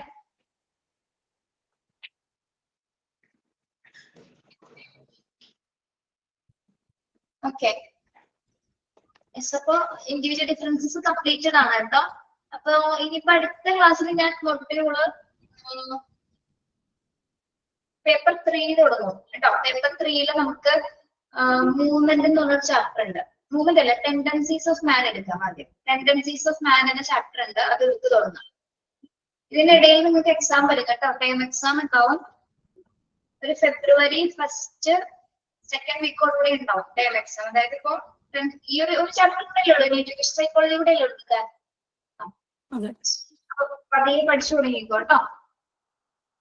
ശരി, അപ്പൊ സൈൻ ഔട്ട് ആരാണ്? ഞാൻ പറയാം. രമ്യാണോ പറയുന്നത്? അല്ല, ഹസ്ന പറയുന്നെങ്കിൽ പറഞ്ഞോട്ടെ. ഹസ്ന എപ്പോഴും പറയാറുണ്ട് സൈൻ ഔട്ടിന്റെ പ്രധാന പുള്ളിയാണ് ഹസ്ന. ഇനിയിപ്പോ രമ്യ പറയട്ടെ. ഓക്കെ, ഹസ്ന രമ്യ പറയട്ടെ. Thank you, ma'am. Thank you for the wonderful session. Today's class was mainly relating the topic individual differences. We came to know about mainly the point IQ level, and we will try out to find it out ourselves. Thank you so much once again, and signing out by Ramya. Okay, thank you. Miss, പ്രാർത്ഥന കൂടെ ഉണ്ടാവുമെന്ന് വിചാരിക്കണു. പ്രാർത്ഥനയും അനുഗ്രഹവും. Okay, miss ഞാനും തിങ്കളാഴ്ച മുതൽ പോകാണ്. ഗോപിക ചേച്ചി, അനുമോള്, ഞാൻ ചിലപ്പോ രമ്യ ഉണ്ടാവും മിസ്. സ്കൂളിൽ ചെന്ന് അന്വേഷിച്ചപ്പോഴത്തേക്കും മിസ്സുമാരൊക്കെ അന്വേഷിച്ചായിരുന്നു. ഈ സ്മാർട്ട് സ്ക്രീനല്ല നല്ലോണം പെർഫോം ചെയ്യാൻ പറ്റിയെന്നൊന്നും വരില്ല ചിലപ്പോ കേട്ടോ. അപ്പൊ നല്ല അനുഭവങ്ങളുണ്ടാവും, ചീത്ത അനുഭവങ്ങൾ. ഇതൊക്കെ എക്സ്പെക്ട് ചെയ്തിട്ടൊക്കെ പോയാൽ മതി. കുട്ടികളിൽ നിന്നാണെങ്കിലും മറ്റുള്ളവരിൽ നിന്നാണെങ്കിലും ഒക്കെ ഉണ്ടാവും, എല്ലാം ഉണ്ടാവും. അതൊക്കെ നമ്മള് തരണം ചെയ്യാൻ പറ്റണം. പിന്നെ അത് നിങ്ങൾ സ്കൂൾ എന്താണ്, കുട്ടികൾ എന്താണ്, ക്ലാസ് റൂം എന്താണ്, എന്താണെന്ന കാര്യങ്ങൾ പോയി പഠിച്ചിട്ട് പോവാം. പെട്ടെന്ന് തന്നെ പോയി നമുക്ക് ഇന്ന് തന്നെ ഞാൻ അവനെ ABCD പഠിപ്പിച്ച് നാളേക്കും അവനെ കൊണ്ട് പരീക്ഷ എഴുതിക്കുന്നൊന്നും വിചാരിച്ചോണ്ട കേട്ടോ, ഒന്നും നടക്കില്ല. അപ്പൊ നല്ല കോൺഫിഡന്റ് ആയിട്ട് ക്ലാസ്സിൽ നിൽക്കാൻ പറ്റണം, അതാണ് ഏറ്റവും നോക്കുന്നത്. ക്ലാസ്സിൽ കയറുമ്പോൾ കുട്ടികളുടെ മുഖത്ത് നന്നായിട്ട് നോക്കാൻ പറ്റണം, നമുക്ക് അവരെ എല്ലാവരെയും ഹാൻഡിൽ ചെയ്യാൻ പറ്റണം. അത് ആദ്യം നിങ്ങൾ പഠിക്കേണ്ടത്, അതാണ് ആദ്യം വേണ്ടത്. അതാദ്യം ചെയ്യാൻ നോക്കുക. പിന്നെ സ്കൂൾ തന്നെ വേണമെന്നുണ്ടോ? നമ്മുടെ വീടിന്റെ അടുത്ത് തന്നെ പ്ലേ സ്കൂളുകൾ ഉണ്ടല്ലോ. നിങ്ങൾക്ക് എവിടെയാണോ പറ്റുന്നത് അതുപോലെ നിങ്ങൾക്ക് എവിടെയാണോ സൂട്ടബിൾ ആയിട്ട് കിട്ടുന്നത് അതിനനുസരിച്ച് അവസരങ്ങൾ വന്നാൽ നിങ്ങൾ തള്ളിക്കളയണ്ട. ഞാൻ പോകില്ലാന്ന് പറഞ്ഞിരിക്കും കേട്ടോ. മൺഡേ തുടങ്ങി പോകാൻ പറഞ്ഞിട്ടുണ്ട്. അപ്പൊ ഞങ്ങൾ വീടിന്റെ അടുത്ത് തന്നെ ഒരു പ്ലേ സ്കൂൾ ഉണ്ട്. പ്ലേ സ്കൂളാണ് ബെസ്റ്റ് സ്ഥലം. നല്ലോണം കഷ്ടപ്പെടാൻ പോയി കേട്ടോ. കേട്ടോ, ഒരു പ്രശ്നമില്ല. ഇന്ന് നല്ല ടീച്ചർമാരാണ്. അത് കഴിഞ്ഞ 2 weeks കഴിഞ്ഞിട്ടേ അവിടെ വേക്കൻസി ഉണ്ടെന്ന് പറഞ്ഞു. കയറാൻ പറ്റുമോ? ഈ ഒരാഴ്ച പോയി കഴിയുമ്പോൾ ഒരു ഇത് കിട്ടും. എനിക്ക് ഇനി പോകാൻ പറ്റുമെന്ന് തനിയെ തോന്നും. അപ്പൊ പോയി കേട്ടോ. പിന്നെന്താണ്, വേറെ ഒന്നുമില്ല. പിന്നെ നിങ്ങള് ഓരോരുത്തരും ഇൻഡിവിജ്വൽ പേഴ്സണാലിറ്റി അല്ലെങ്കിൽ ഇൻഡിവിജ്വൽ ടീച്ചേഴ്സ് ആണ്. അപ്പൊ ആ വ്യത്യസ്തം നിങ്ങൾ ഉണ്ടായിരിക്കും. അപ്പൊ അനുവിന് ഉണ്ടാവുന്ന എക്സ്പീരിയൻസ് ആയിരിക്കില്ല ജയശ്രീക്ക് ഉണ്ടാവുന്നത്, അൻസുവിന് ഉണ്ടാവുന്നത്, കൊബീന് ഉണ്ടാവുന്നത്. ഇംഗ്ലീഷ് ഫ്ലുവന്റ് ആയിട്ട് അവിടെ ചെന്ന് കുട്ടികളോട് പറഞ്ഞാൽ അവർക്ക് മനസ്സിലാവും. പിന്നെ പറയണം, അവിടെ ഇംഗ്ലീഷ് അല്ലേ പറയാൻ പറ്റുള്ളൂ. അല്ല മിസ്, ഞാൻ കാണുന്നത് മിസ്സുമാര് ഇപ്പൊ സിസ്റ്ററിനോട് സംസാരിക്കുമ്പോഴും സിസ്റ്റർ ബാക്കിയുള്ളവരോട് മലയാളം പറയുന്നതാണ് ഞാൻ കേൾക്കുന്നത്. അപ്പൊ ഞാൻ ചോദിച്ചു may I talk in Malayalam എന്ന് പറഞ്ഞപ്പോ മിസ് സമ്മതിച്ചില്ല sister. No, you continue your English നാവ്. കുഴപ്പമില്ല. ഞാൻ ആവശ്യമുള്ള കാര്യങ്ങളൊക്കെ ഞാൻ നോക്കിയിട്ട് പോയതുകൊണ്ട് കുഴപ്പമുണ്ടായില്ല മിസ്. കമ്മ്യൂണിക്കേറ്റീവ് ഇംഗ്ലീഷ് ആണ് വേണ്ടത്. മറ്റതല്ല, ഇത് നമുക്ക് എന്തായാലും ടെക്സ്റ്റ് നോക്കിയാണ് നോക്കി പറയാൻ പറ്റും. കമ്മ്യൂണിക്കേറ്റ് ചെയ്യാൻ പറ്റണം നന്നായിട്ട്. അത് പതിയായിക്കോളും. പെട്ടെന്ന് ഒരു ദിവസം കൊണ്ട് നമുക്ക് ഒന്നും കീഴടക്കാൻ പറ്റില്ല. സമയം എടുക്കും.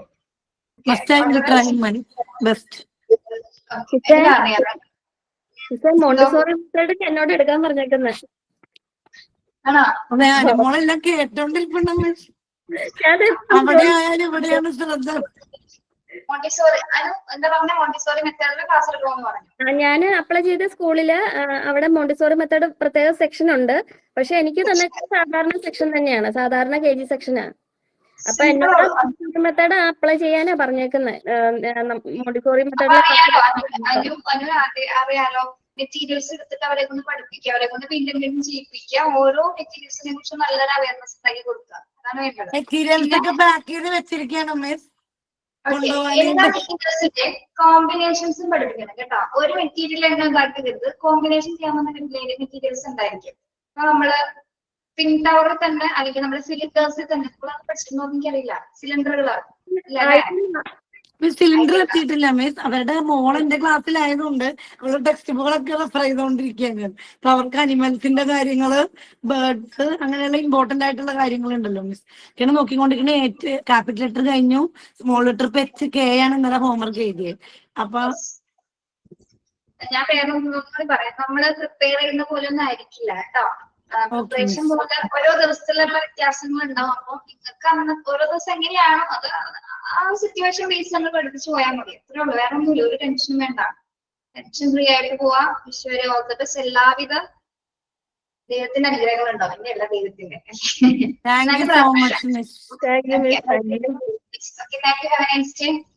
കേട്ടോ. Thank you ma'am. Thank you ma'am.